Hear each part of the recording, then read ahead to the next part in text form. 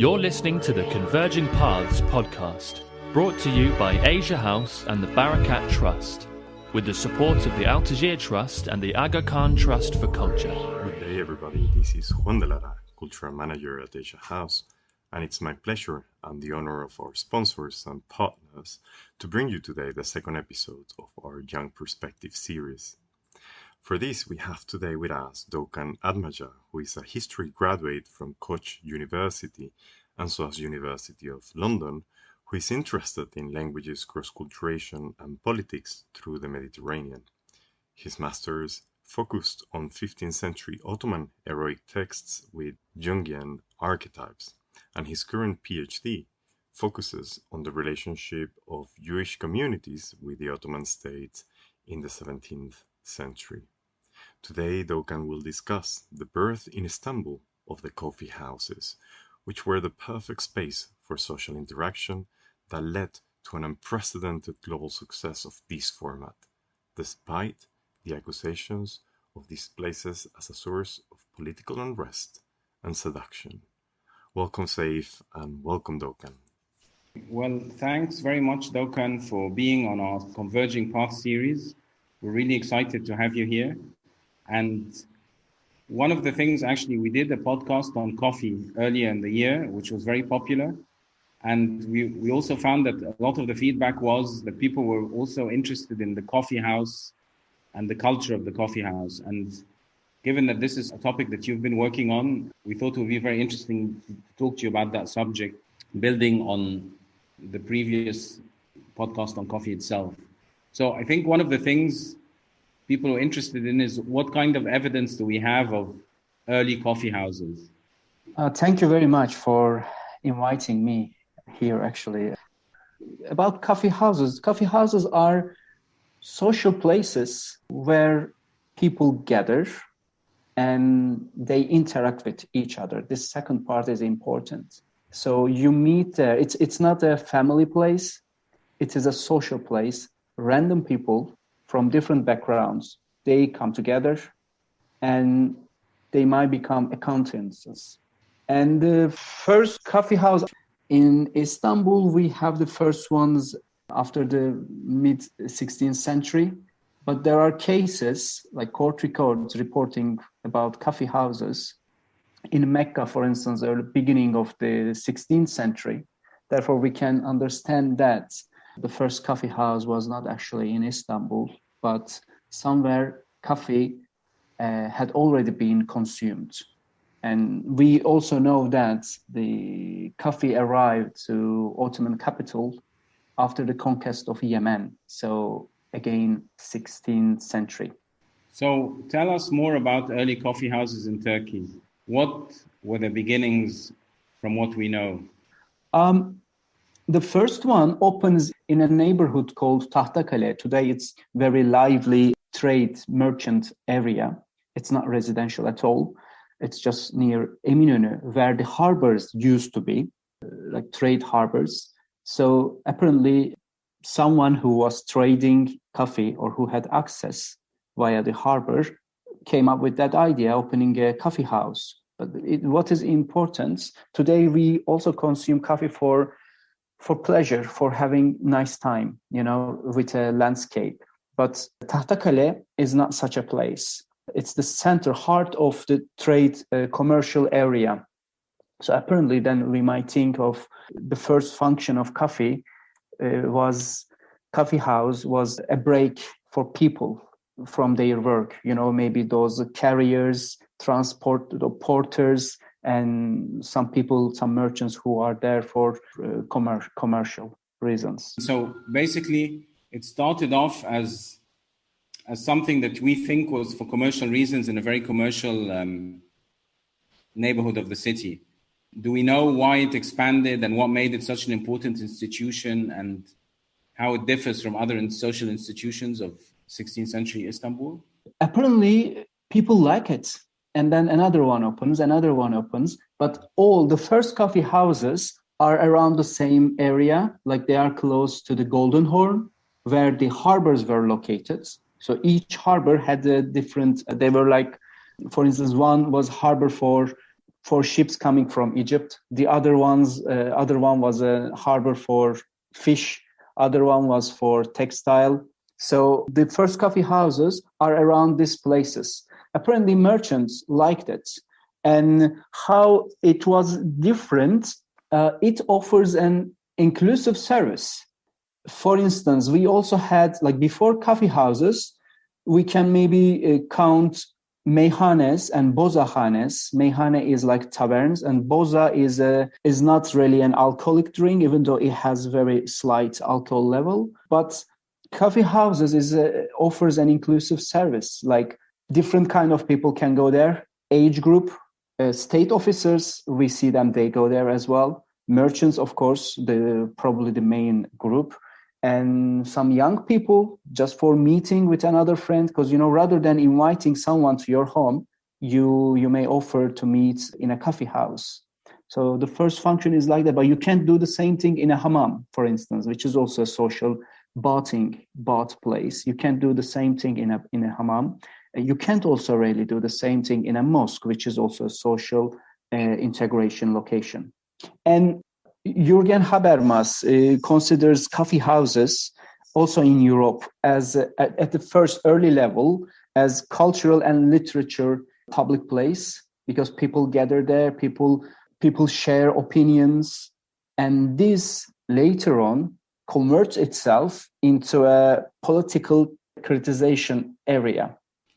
But how do you think, for example, they differ from taverns and the place where they serve booza? But those are also social places. I mean, what do you think the coffee house had as an advantage? The coffee is a new fashion, and coffee makes you feel awake. However, there is a significant difference between a tavern, meyhane, and a coffee house. First of all, tavern is alcoholic area, so it's more limited, exclusive service. Taverns are also, we see women and men together, even though women are not the customer, but we see the dancers there. So the entertainment sector, dancers are present in the taverns. Unlike coffee houses, we see from some miniatures, some depictions, the dancers in coffee houses are actually young male people. And can you give us more of a description of what the coffee house actually looked like? I mean, what would it have been like inside the coffee house in the 16th or the 17th century? We do have some plans, actually. Maybe not from the 16th century, but 17th, 18th century, we have the plans. Pretty much they should be similar, because these, Istanbul was the main building structure material was wood, so there were always fires, and coffee houses one of the origins of those fires, because they use fire, right?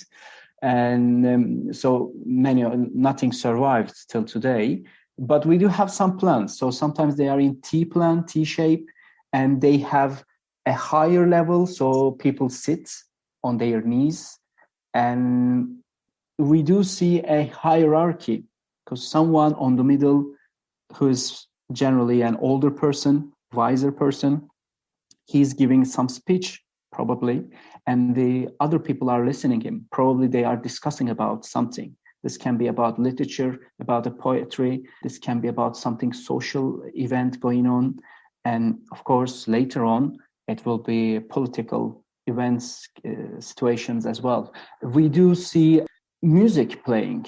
So music is going on there as well. As I mentioned earlier, dancers, male dancers who are in women clothing, and they play games like backgammon or like something like chess, and therefore very colorful area. And we can imagine these places were visited by non-Muslims as well, but no women. And would it have been, you mentioned that someone's sitting, that it's hierarchical, and that in some of the drawings there are someone sitting in the middle, and obviously people are listening to him. But how informal is it? And also, to what extent do you meet or talk to people that you don't know? Oh, that's a very interesting question, actually. How informal?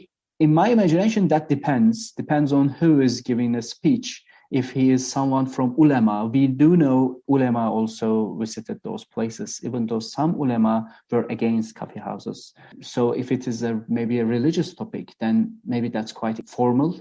But if it is someone who is just telling about his story, or he is telling about a legendary story, then probably we can imagine it as an informal environment. Also, we see from those miniatures that some people hold notebooks, books, and pen. That gives us the idea. If you have a pen, if you are holding a notebook, that means you are thinking about something, and you will take notes. Also, we know these places were book exchange locations too. So people were exchanging books. So I suppose it means that at some point early on, they became places where educated people also went, right? This is what makes coffee houses special and different compared to the other places. Because possibly coffee, even today, I mean, affording coffee is an affordable drink. Anyone can do that. A student goes to a cafe and he buys. A businessman also drinks the same coffee. And these places are, yes, where literate people went, because also in the society, these places are called Medrese-i Ulema, so, like school, kind of a public school in a way, free public school, where people learn different things. And also we know that illiterate people visited these places, because imagine someone, especially in the 17th century, where masses were migrating to Istanbul from Anatolia, especially because of the economic difficulties, and they are seeking for job. What do they do in the break time? They go and sit in a coffee house. So they were also there. But next to them, there was someone from ulema, for instance, or a state's officer, a janissary, a commander maybe. And therefore, it's a very big range, both literate and illiterate people.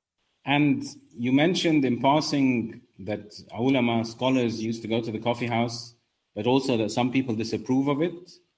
So why do people disapprove of it? And what is the state's view of a coffee house in general? So we need to probably look at this from a religious perspective. Okay, we said the first usage of coffee houses were limited in commercial areas, but first use of coffee individually is actually among Sufi dervishes, because they can drink coffee and they can stay awake during the night. They can do their prayers out of sight, which is preferable according to Islam. However, if we go back to what Habermas says, with the end of the 17th century, these places become more political integration areas, spaces. So then state becomes a bit annoyed by these coffee houses. And the ulama is actually issuing some fatwas, so religious orders, permissions for shutting down these places. Because of all those things we just mentioned, like discussions, different people, so interaction, coffee houses also become origin of rebellions, for instance. And in addition to being called as Madrasatul Ulama or Mektebi Irfan, this place is also regarded as center of fitna fasad, unrest and seduction. Therefore, ulama issues fatwas. Interesting, I don't remember I came across a fatwa mentioned forbidding coffee consumption, but going to coffee houses. So rather than consumption of coffee, what they actually don't want is existence of coffee houses. Because it is a bit harder to claim that coffee is haram, forbidden by Islam, because it's not alcoholic. It's not really clear that it damages the health. So there is this discussion. But how do you think, how does the coffee house persist? At some point, does the state think, oh, maybe it's not so bad? Or do the ulama change their minds? Or is it just uncontrollable? Or is it that it is this gray area that's neither haram nor not haram? That's a big transformation, actually. So 17th, 16th century is like that. Like Murad IV, who was Sultan early 17th century, he uses this conservative Puritan group called Kadızadeli, and they are against coffee houses. And he uses their argument because it doesn't fit with his political agenda, because people are rebelling and they discuss in coffee houses. However, after some point, and this is the time where coffee houses really get shut down, but after some point, it's just unstoppable. And later on, like in the 19th century, they will become actually a kind of an information collection locations for the state. So state actually use coffee houses later in later centuries. Well, that's interesting. I guess if you can't shut something down, you can use it as a source of information, right? Yes, but of course the dynamics change. For instance, maybe we should mention about who were the merchants of those coffee houses. The earliest ones were merchant people from trade commercial areas. But later on, we see that also Janissaries, the royal troops, they were also running coffee houses.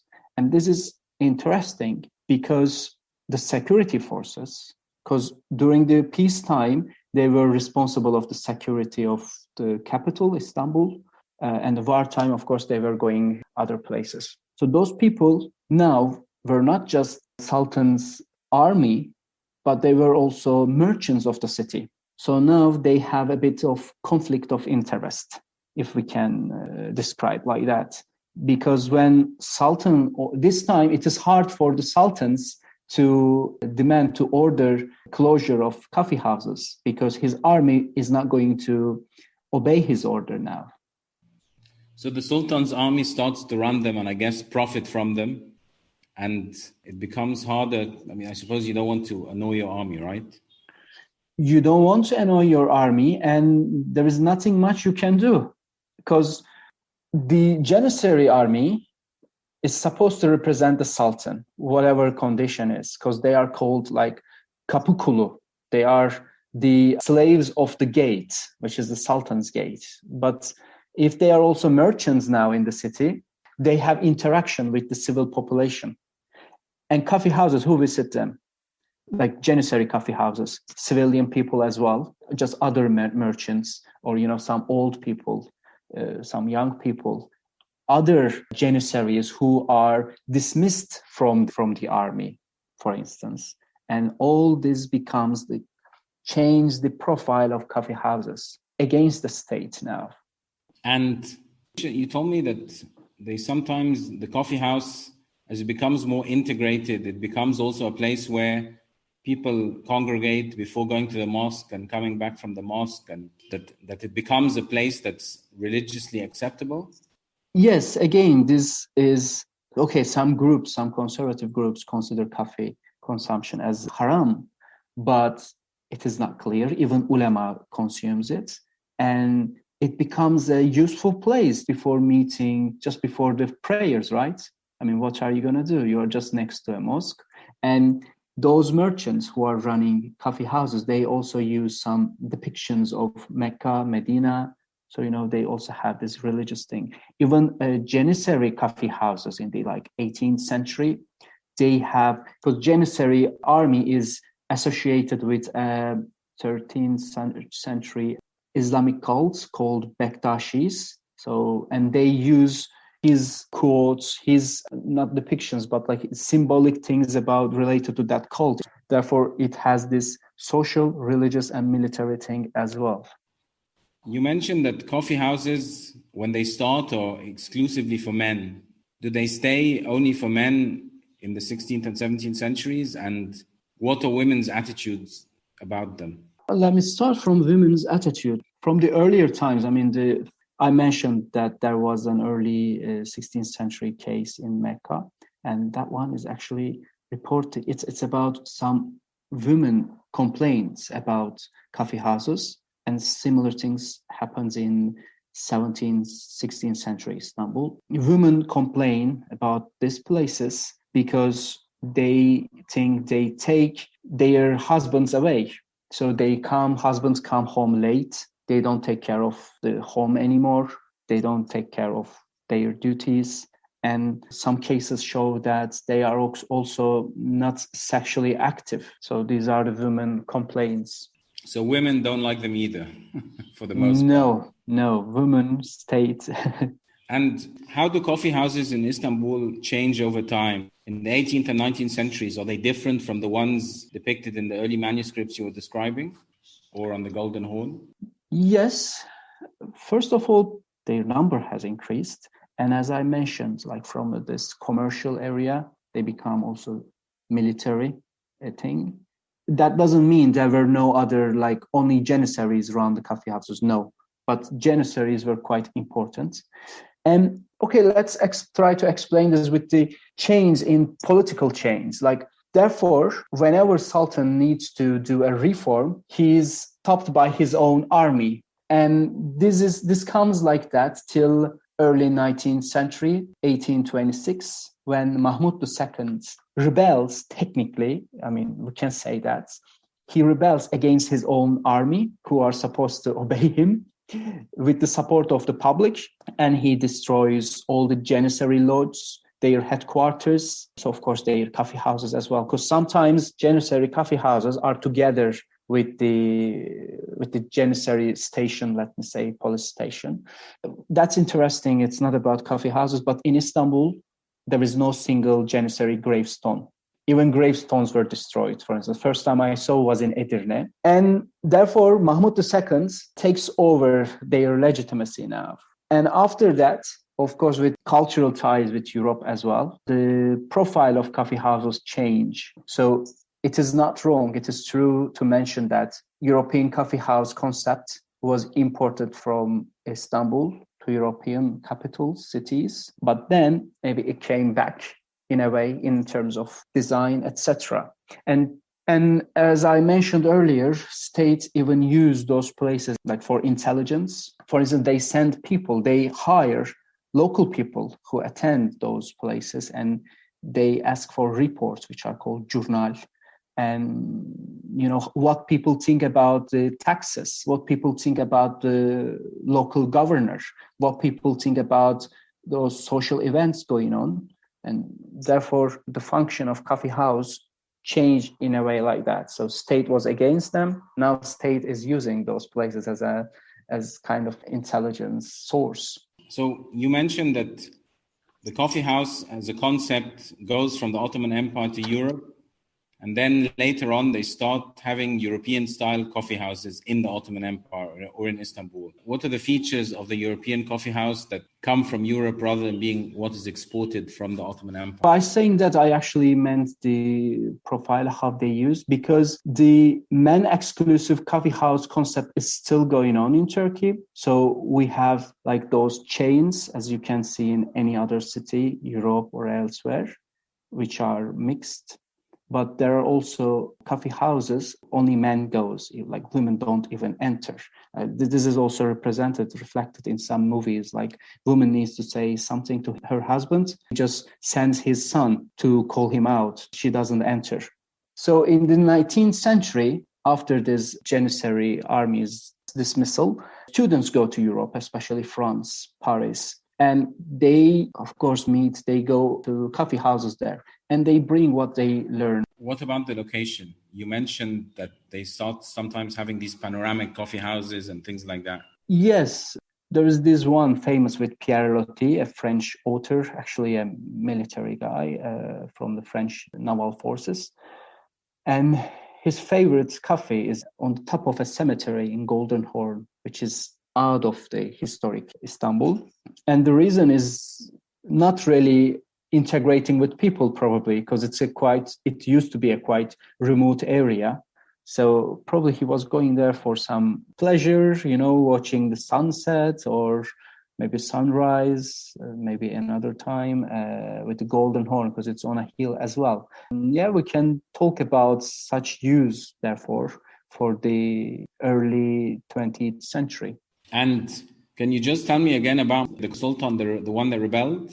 Tell me how his rebellion affected the coffee house. Okay, so by his time, probably some sources say that the Janissaries were running coffee houses and Janissaries were acting as also kind of a mafia. Those Janissaries were responsible in peacetime for the security of their region, their neighborhood. And to do that, sometimes they were demanding money from the local people or other merchants in the neighborhood. And the state couldn't do much against that. This was unlawful, but the state security forces were doing this.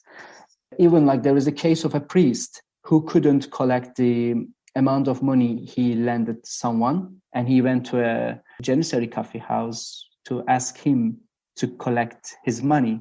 And the Janissary did that, of course, by force, and he got half of the money. But at least the priest could save half of his money. And of course, all these things come to an end because we know that Mahmud II left nothing from the Janissary army. He literally wanted to erase them from the Ottoman history.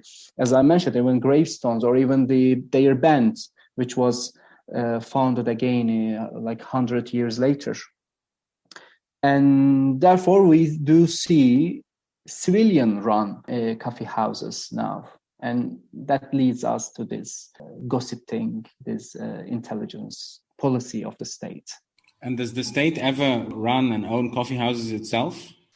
No, so far I know, no. And I know you're using the example of Istanbul, but is it fair to say that in other areas of what is today Turkey or the Ottoman Empire, the kind of coffee house culture was also thriving? Yes, I do use Istanbul because Istanbul is where we have most cases, the documents. But I can assume pretty much it was the same thing because other social events, social places are run in similar ways. And how does the coffee house feature in popular culture? Do you have sayings, Turkish sayings about the coffee house that reflect how people saw it? As a place of action or a place of discussion or the place of gossiping? Yes, of course. So the integration function of coffee houses is still kept, of course, everywhere today. And these are places where people also talk about politics or some social unrest. And they offer, you can even witness that. They offer their own solutions. Oh, I think the government should do this like this. No, this is very wrong. It should be like that. If I were, the prime minister, I would do like this. But of course, these arguments are never really, turn into action easily. So we do have some saying like saving the motherland in a coffee house. So you just talk about it, but at the end, there is no action. You do nothing. There are also some sayings referring to a friendship, being intimacy in a company of coffee and coffee house, such as gönül ne kahve ister, ne kahvehane, gönül muhabbet ister, kahve bahane, which is my heart desires neither coffee nor a coffee house. My heart desires friendship. Coffee is just an excuse. So now we know why people go to the coffee house and continue to go. I think that's the secret. And so basically what it means is that the coffee house is a vehicle for intimate mutual conversation. Yes, it is. Not only with the people who know each other, but also with people who do not know each other. It is where people go for a date or they meet, even it can be a short business meeting. And sometimes you hear the person next to you is talking about something you are interested in or you can do, and you become a friend. It's like that. This is important, actually. We haven't mentioned this at the beginning, but I think it is better now. Coffee houses, even today, they are places we experience some extent of civilization because people learn how to integrate with the other one in his or her own limits. So we acquire some face-to-face speaking skills there.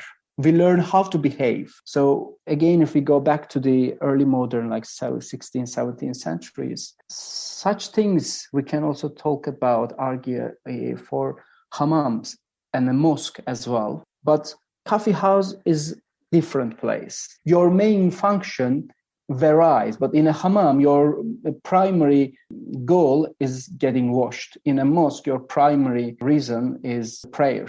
But in coffee house, free for all. So basically, the primary reason of a coffee house existing is to interact, right? Yeah, the primary function it is. And this is what it keeps it alive in our lives despite the centuries. And thinking about yourself and Istanbul today, I mean, if you went to a coffee house, would it be a normal thing for you to talk to someone you didn't know, or to kind of add to a conversation that other people were having? Depends. That would be to some extent, yes. Actually, there are some places which were used to be madrasa, like schools in the past. And those places are now converted into coffee and shisha places. And I don't remember where I read it. And the author was saying, this shouldn't be a coincidence. There is this phenomena going on, even though we can't clearly explain. And in one of those places, like it has chambers, which used to be the classes or the students' cells. Now they are converted into a coffee house, of course, and you can sit and people, like you feel that there is nothing official or something declared, but people go there to interact with each other because someone brings an instrument and he plays his guitar or baglama. Others are not annoyed, like his voice, the sound he makes is actually entering others' border, but they are okay with that. And this starts conversation. So yeah, I can say that, but it's not always the case. Really depends. But I guess it's interesting to look at the present as a way to understand what made the coffee house or anything else popular in the past. I guess human nature is the same, and spaces of interaction, we like them probably today for the same reasons that people like them in the 16th or the 17th century. Yes, the human nature case. I mean, we can also think that for other places like the pubs or even restaurants, we don't only go to a restaurant for having, for feeding ourselves. We also go there as a social event. But of course, this is more exclusive, right? Because you don't go there, like you don't eat all together. You go there with the friend or whomever you are going with. But yeah, this human nature doesn't change. And the coffee houses, in my opinion, are special in this regard. Yeah, well, I used to live in the north of England, and I noticed there was a special coffee house where all the people from the Middle East used to meet. And there was another coffee house right opposite where they never met. And so I asked a friend, well, why do you always go to this one and not to the other one? He said, we like this one because it's informal. You can move the chairs around and more people can join you. You don't have to keep on ordering drinks, and you can also watch people going by. And so it has this fluidity that makes it really appealing. That's what we want when we go to a coffee house. Yes, we mentioned inclusive service, you see. Anybody from different background even, they can find something or they can feel comfortable. I mean, the service in a coffee house allows that, so they can move the chairs. But in a restaurant, probably that's not that easy, or other places, like you can't really do the same things in a hammam. Well, thank you, Doğukan. That was a really interesting insight into the origins and evolution of the coffee house in Istanbul, and it answers many questions that many of our listeners had about what makes coffee an institution, and it is often the place, not just what you drink or the beverage. So thank you very much. You added a lot to our Converging Path series. I am thankful for you for inviting me here and giving this opportunity. And I'm also thankful to our listeners. I hope they enjoy and find it useful.